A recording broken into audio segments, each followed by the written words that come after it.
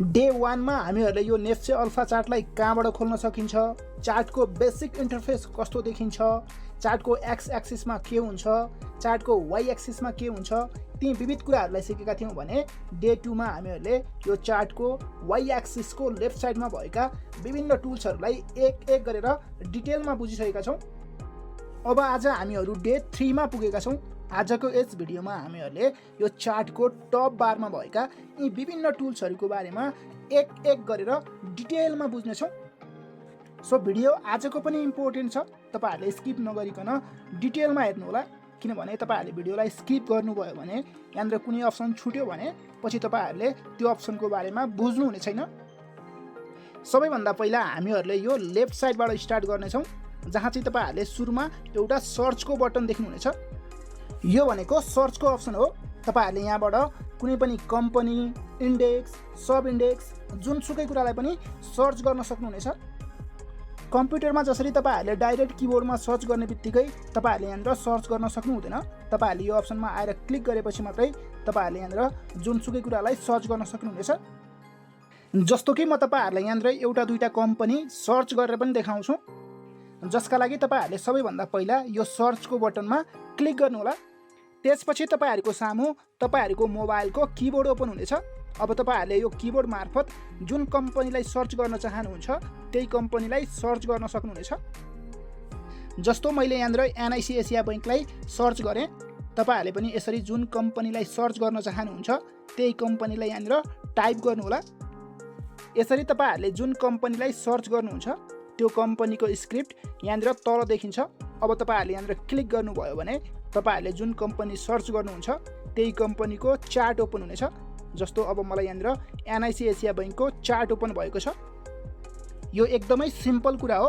तपाईहरूले यहाँनिर जुनसुकै कम्पनी अथवा कुनै पनि इन्डेक्स अथवा सब इन्डेक्स तपाईहरूले यहाँनिर सर्च गर्न सक्नुहुनेछ।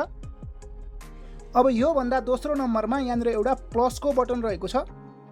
यो प्लसको बटन भनेको स्पेसल्ली कम्पेयर गर्नका लागि हो।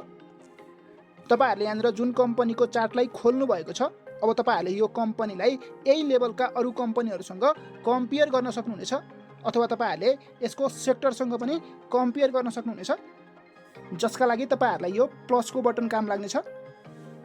जस्तो कि मैले यहाँनिर अहिले यो एनआइसी एसिया बैंकको चार्टलाई ओपन गरेको छु। अब मानौँ मलाई यो एनआइसी एसिया बैंकसँग ग्लोबल आइएमई बैंकको कम्पेयर गर्न मन लाग्यो भने मैले यहाँनिर यो सुरुमा प्लसको बटनमा क्लिक गर्छु। त्यसपछि मैले यहाँनिर फेरि जिबिआइएमई भनेर ग्लोबल आइएमई बैंकलाई सर्च गर्छु। यसरी मैले ग्लोबल आइएमई बैंकलाई सर्च गरेपछि अब मेरो चार्टमा ग्लोबल आइएमई बैंकको पनि चार्ट देखिन्छ।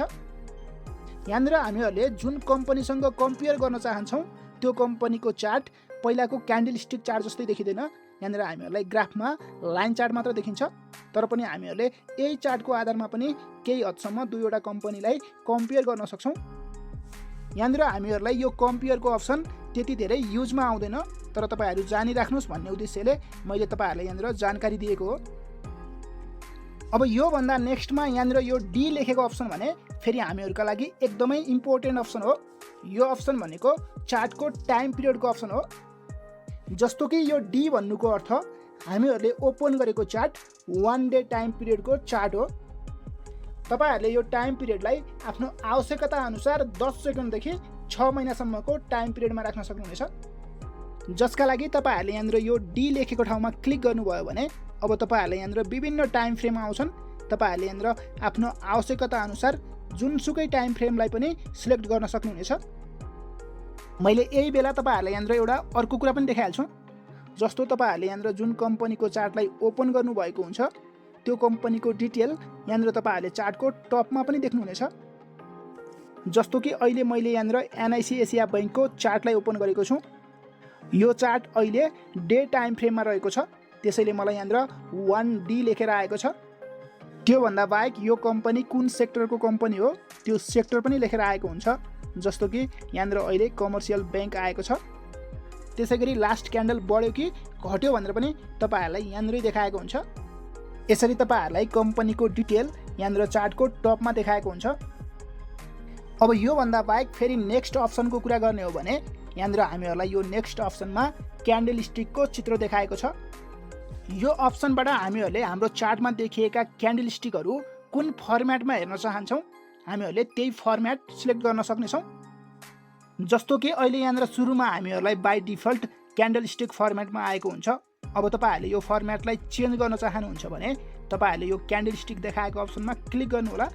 त्यसपछि तपाईँहरूले यहाँनिर विभिन्न फर्मेटहरू रहेका हुन्छन्।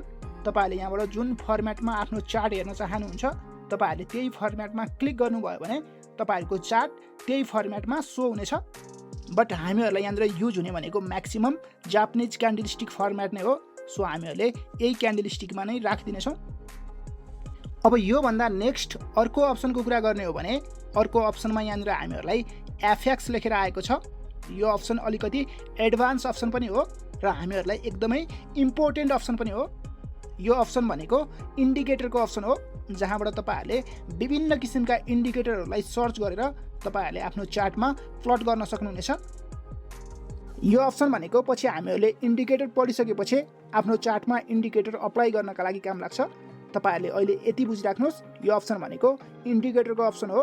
हामीहरूले पछि इन्डिकेटर अप्लाई गर्नका लागि यही एफएक्स लेखेको अप्सनबाट एप्लाई गर्न सक्नेछौँ।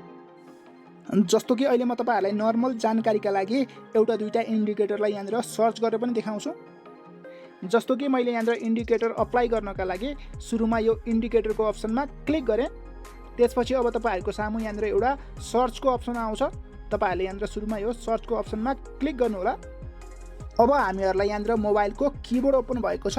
तपाईँहरूले यहाँबाट जुन इन्डिकेटर अप्लाई गर्न चाहनुहुन्छ तपाईँहरूले त्यही इन्डिकेटरलाई सर्च गर्नुहोला। जस्तो कि मैले यहाँनिर सुरुमा MACD भनेर म्याकडी भन्ने इन्डिकेटरलाई सर्च गरेँ। यसरी तपाईँहरूले जुनसुकै इन्डिकेटरलाई सर्च गरिसकेपछि अब तपाईँहरूले किबोर्डमा केही पनि नगर्नुहोला। तपाईँहरूले जुन ठाउँनिर सर्च गर्नुभएको छ त्यो ठाउँमा ट्याप गरेर अलिकति तल स्क्रोल गर्नुहोला। अब हामीहरूलाई यहाँनिर स्क्रिप्ट नेम भनेर यहाँनिर म्याकडीसँग सम्बन्धित विभिन्न इन्डिकेटर आएका छन्। हामीहरूलाई चाहिएको भनेको जस्ट म्याकडी मात्रै हो। त्यसैले मैले यहाँनिर यो म्याकडी लेखेको ठाउँमा क्लिक गरेँ। यति गर्ने बित्तिकै हामीहरूको चार्टमा अब यो म्याकडी भन्ने इन्डिकेटर अप्लाई भइसकेको छ। अब तपाईँहरूले यो इन्डिकेटर सर्च गर्ने अप्सनलाई क्लोज गरिदिनु होला। तपाईँहरूले यहाँनिर हेर्न सक्नुहुन्छ हामीहरूको चार्टको तल यो म्याकडी भनेर इन्डिकेटर अप्लाई भइसकेको छ। अहिलेलाई हामीहरूले योभन्दा बढी यो इन्डिकेटरको बारेमा त डिटेलमा केही पनि बुझ्दैनौँ। तपाईँहरूले यति बुझ्नु पर्यो हामीहरूले यो अप्सनबाट आफूले चाहेको इन्डिकेटरलाई सजिलै अप्लाई गर्न सक्छौँ। यदि यो म्याकडी भन्ने इन्डिकेटरको बारेमा सिम्पल भन्ने हो भने यो इन्डिकेटर भनेको ट्रेन्ड फलोइङ इन्डिकेटर हो। मार्केट जुन ट्रेन्डमा चलिरहेको हुन्छ यो इन्डिकेटरले पनि त्यही ट्रेन्डलाई फलो गरिरहेको हुन्छ। त्यसैले यो इन्डिकेटरलाई ट्रेन्ड फलोइङ इन्डिकेटर भनिएको हो। यसका अलावा यो इन्डिकेटरले हामीहरूलाई बाई गर्ने कि सेल गर्ने भन्ने पनि सिग्नल दिइरहेको हुन्छ, जसको बारेमा हामीहरूले पछि डिटेल भिडियो बनाएर बुझौँला। अहिलेलाई तपाईँहरूले यसरी बुझ्नुहोस्, यो इन्डिकेटर भनेको बेसिक लेभलमा एकदमै इम्पोर्टेन्ट इन्डिकेटर हो, जसको बारेमा हामीहरूले पछि डिटेलमा बुझ्नेछौँ। अब यसरी नै तपाईँहरूले यो इन्डिकेटरलाई क्लोज नगरिकन यसमै तपाईँहरूले अर्को इन्डिकेटरलाई पनि युज गर्न सक्नुहुनेछ, जसका लागि तपाईँहरू फेरि माथिको एफएक्स लेखेको इन्डिकेटरको अप्सनमा जानुहोला। त्यसपछि तपाईँहरूले जुन इन्डिकेटरलाई अप्लाई गर्न चाहनुहुन्छ तपाईँहरूले त्यही इन्डिकेटरलाई सर्च गर्ने बित्तिकै तपाईँहरूको सामु फेरि अर्को पनि इन्डिकेटर आउनेछ। जस्तो कि मैले यहाँनिर यो RSI भन्ने अर्को इन्डिकेटरलाई पनि अप्लाई गरेर देखाउँछु। यो RSI इन्डिकेटरको बारेमा एक लाइनमा भन्ने हो भने यो इन्डिकेटरले हामीहरूलाई मार्केटको ट्रेन्ड अहिले कता चलिरहेको छ भन्ने कुराको जानकारी दिन्छ। जस्तो अहिले मार्केट बुलिश ट्रेन्डमा चलिरहेको छ कि मार्केट अहिले बेरिश ट्रेन्डमा चलिरहेको छ भन्ने कुराको जानकारी यो RSI इन्डिकेटरले दिन्छ। योभन्दा बाहेक अहिले मार्केटमा ओभरबाउट भएको छ कि ओभरसोल्ड भएको छ भन्ने कुराको जानकारी पनि RSIले दिन्छ। साथसाथै हामीहरूलाई बाई गर्ने कि सेल गर्ने भन्ने कुराको सिग्नल पनि यो RSIले दिइरहेको हुन्छ, जसको बारेमा पछि हामीहरूले डिटेलमा बुझौँला। अहिलेसम्म हामीहरूले भिडियोमा जे जति टुल्सहरूको बारेमा कुरा गऱ्यौँ यी टुल्सहरू भनेको एकदमै बढी युज हुने टुल्स हुन्। अब योभन्दा बाहेक यहाँनिर अरू विभिन्न टुल्सहरू पनि छन्, बट यी टुल्सहरूको बारेमा म यहाँनिर सर र बेसिक लेभलमा मात्रै भन्छु। यहाँनिर तपाईँहरूले कतिपय टुल्सहरूलाई युज गर्नका लागि यसमा पैसा तिरेर तपाईँहरूले पेड भर्जन चलाएको हुनुपर्छ भने कतिपय टुल्सहरूलाई युज गर्नका लागि तपाईँहरूले सस्तो सेयरमा आफ्नो अकाउन्ट क्रिएट गरेर यहाँनिर तपाईँहरूले आफ्नो अकाउन्टलाई लगइन गरेको हुनुपर्छ। जस्ट म यहाँनिर जानकारीका लागि सबै टुल्सलाई सर छुनेछु। जस्तो अब यहाँनिर भएका यी दुईवटा अप्सनहरू हामीहरूका लागि त्यति इम्पोर्टेन्ट छैनन्। यी अप्सनहरू ओपन गर्नका लागि तपाईँहरूले यहाँनिर आफ्नो अकाउन्टलाई लगइन गरेको हुनुपर्छ। अब यो भन्दा बाहेक यहाँनिर यो आधा चन्द्रमा जस्तो देखिएको अप्सन भने तपाईँहरूका लागि इम्पोर्टेन्ट हुनसक्छ, किनभने यो अप्सन भनेको तपाईँहरूको चार्टको थिम्स चेन्ज गर्ने अप्सन हो। जस्तो कि अहिले हामीहरूको चार्टमा लाइट थिम आएको छ। यदि तपाईँहरूले यो चन्द्रमाको अप्सनमा क्लिक गर्नुभयो भने तपाईँहरूको चार्टको थिम्स चेन्ज भएर डार्क थिममा आउनेछ। यसले तपाईँहरूलाई के फाइदा हुन्छ भने यदि तपाईँहरू रातको समयमा काम गर्दै हुनुहुन्छ भने तपाईँहरूको एक त आई प्रोटेक्सन हुनेछ, त्योभन्दा बाहेक तपाईँहरूले आफ्नो चार्टलाई अझ क्लियर पनि देख्नुहुनेछ। यहाँनिर हामीहरूले हाम्रो चार्टलाई लाइट थिमभन्दा डार्क थिममा अझ क्लियर देख्छौँ। सो हामीहरूले अबको पार्ट यो डार्क थिममै छोड्नेछौँ। अब योभन्दा नेक्स्ट कन्टिन्यू 4वटा अप्सन भने फेरि हामीहरूका लागि इम्पोर्टेन्ट छैनन्। यो अप्सन युज गर्नका लागि तपाईँहरूले यहाँनिर आफ्नो अकाउन्टलाई लगइन गरेको हुनुपर्छ। सो अहिलेलाई हामीहरूले यी अप्सनहरू पनि स्किप गरिदिन्छौँ। म तपाईँहरूलाई यो अटो सेभको बारेमा एकैछिनपछि भन्नेछु। अब त्यसै गरी योभन्दा नेक्स्टमा यहाँनिर दुईवटा अप्सनमा एउटा मार्क र अर्को फ्लोरसिटको अप्सन रहेको छ। यो दुईवटा अप्सन भनेको कम्पनीको चार्टका लागि बढी इम्पोर्टेन्ट छन्। जस्तो कि मैले यहाँनिर कुनै पनि कम्पनी, यहाँनिर मैले यो एएचपीसी भनेर अरुण भ्याली हाइड्रो पावर कम्पनीलाई सर्च गरेँ। अब तपाईँहरूले यो मार्क अप्सनलाई इनेबल गर्नुभयो भने तपाईँहरूले चार्टमा कतै ई लेखेको, कतै डी लेखेको र कतै एन लेखेको तपाईँहरूले यहाँनिर मार्क गरेर आएको हुन्छ। जस्तो यो ई भनेको फिस्कल इयर 2081-82 को क्वार्टर 2 को इपिएस रहेछ, जसमा इपिएस 5 रुपैयाँ 20 पैसा रहेको छ। त्यसै गरी यो डी भनेको चाहिँ डिभिडेन्ड रहेछ। यिनीहरूले डिभिडेन्डमा 5.263% डिभिडेन्ड दिएका रहेछन्। त्यसै गरी यो यान भनेको चाहिँ न्युजको अप्सन हो। तपाईँहरूले स्पेसल न्युजहरू तपाईँहरूले यहाँनिर मार्क भएको अप्सनबाट पनि थाहा पाउन सक्नुहुन्छ। त्यसै गरी यो फ्लोरसिटबाट हामीहरूले कुन ब्रोकरले सेयर किनिरहेको छ, कुन ब्रोकरले सेयर बेचिरहेको छ, कति किता सेयर कारोबार भइरहेको छ, कति रकमको सेयर कारोबार भइरहेको छ, यी विभिन्न कुराहरूको जानकारी पाउँछौँ। अब योभन्दा बाहेक यो अर्को अप्सनमा जुन यो स्क्वायर बक्स जस्तो अप्सन देखिएको छ, यो अप्सन भनेको तपाईँहरूले यहाँनिर दुईवटा भन्दा बढी चार्टहरूलाई लेआउट गर्नका लागि हो। तपाईँहरूले यहाँनिर एकसाथ दुईवटा भन्दा बढी कम्पनीको चार्टलाई पनि हेर्न सक्नुहुनेछ। बट हामीहरूको मोबाइलको डिस्प्ले सानो हुने भएकाले हामीहरूलाई यो अप्सन यहाँनिर त्यति धेरै युज हुँदैन। योभन्दा अर्को अप्सनमा हामीहरूलाई अन्डु र रिडुको अप्सन रहेको छ। यो एकदमै सजिलो अप्सन भइहाल्यो। तपाईँहरूले यहाँनिर काम गर्दा गर्दै मिस्टेक भएर केही कुरा डिलिट भयो भने तपाईँहरूले अन्डु गरेर ल्याउन सक्नुहुन्छ र तपाईँहरू फेरि पुरानो ठाउँमा आउनु पर्यो भने तपाईँहरू रिडु गर्न सक्नुहुन्छ। यो तपाईँहरूले इजिली युज गर्न सक्नुहुन्छ। त्यसै गरी अर्को यो सेटिङको अप्सनबाट तपाईँहरूले आफ्नो चार्टलाई कस्टमाइज गर्न सक्नुहुन्छ। बट हामीहरूले यहाँनिर केही पनि गर्नु पर्दैन। तपाईँहरूलाई बाई डिफल्ट जस्तो आएको छ तपाईँहरूले त्यस्तै छोडिदिनु होला। अब योभन्दा अर्को अप्सनबाट तपाईँहरूले आफ्नो मोबाइललाई फुल स्क्रिन गर्न सक्नुहुन्छ। तपाईँहरूलाई यदि चार्ट सानो देखियो भने तपाईँहरूले चार्टलाई ठुलो बनाएर फुल स्क्रिनमा हेर्न सक्नुहुन्छ। त्योभन्दा नेक्स्टमा यो क्यामेराको जस्तो अप्सन भनेको तपाईँहरूले इमेज डाउनलोड गर्ने, इमेजलाई कपी गर्ने, कपी लिङ्क गर्ने अप्सन हो। यो पनि हामीहरूका लागि इम्पोर्टेन्ट छैन।